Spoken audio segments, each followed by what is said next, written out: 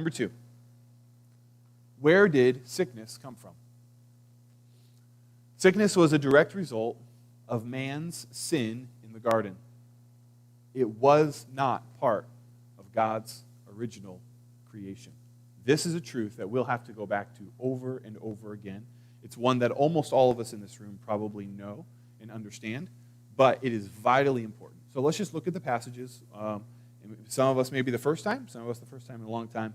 But let's look at these passages here first, Genesis 1:31. Let's read it together, can we? I'll get vocal. Starting with "and God." Ready? "And God saw everything that he had made, and behold, it was very good. And there was evening and there was morning the sixth day." So, if everything was very good that God had created on the sixth day, does that mean that there was any sickness in the world on the sixth day? No. Was there any death in the world on the sixth day? No. Was there any cancer in the world on the sixth day? No.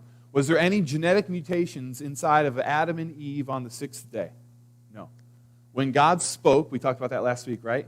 Vayomer Elohim yehi or vayhi or. When God spoke in Genesis 1:3, he spoke a perfect creation into being, and there was no cancer, no sickness, no death, no suffering.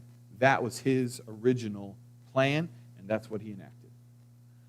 But then we get to chapter 2, and we see a command. And the command said this: "The Lord God took the man and put him in the Garden of Eden to work it and keep it.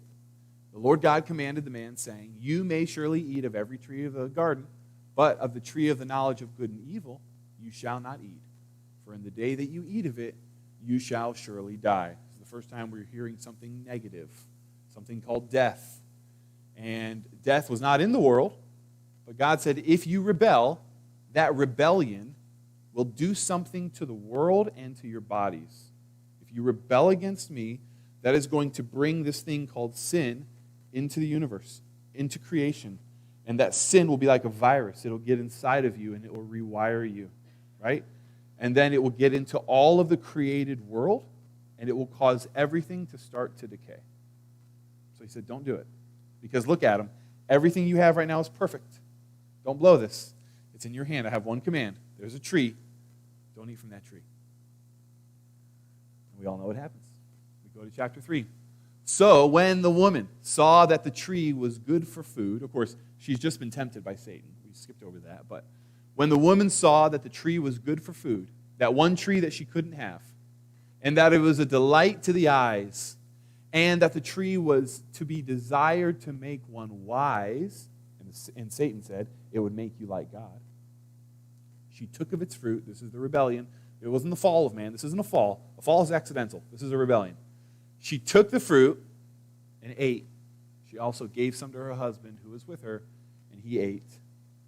God came down. They immediately, as soon as they ate, immediately that rebellion corrupted them, and it brought something new that they had never experienced, and the thing was called shame.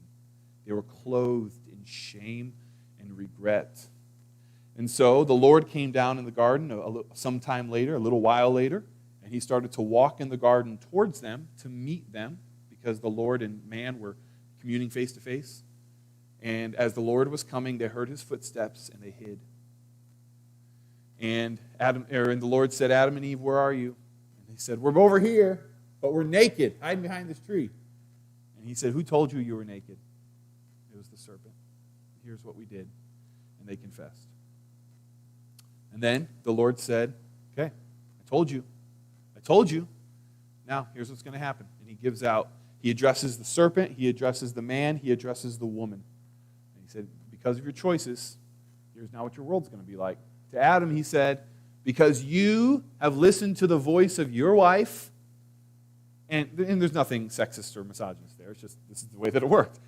Because you have listened to the voice of your wife and have eaten of the tree of which I commanded you, you shall not eat of it. Yeah, I said it really clear. Cursed is the ground because of you. In pain you shall eat of it all the days of your life. Now we have a curse, now we have pain. Thorns and thistles it shall bring forth for you. Which means that you're going to cut your skin on these thorns and thistles. That's why he's bringing it up. And you shall eat the plants of the field. By the sweat of your face you shall eat bread. So now we have sweat and work. There was already work, but there wasn't going to be sweat. Till you return to the ground, for out of it you were taken. Now you're going to return to the ground, you're going to become dust. You are dust, and to dust you shall return. So now we have pain, we have curse, we have agony, we have death. Right? It wasn't God's original creation. This was man's choices. He chose to rebel and brought this into our universe.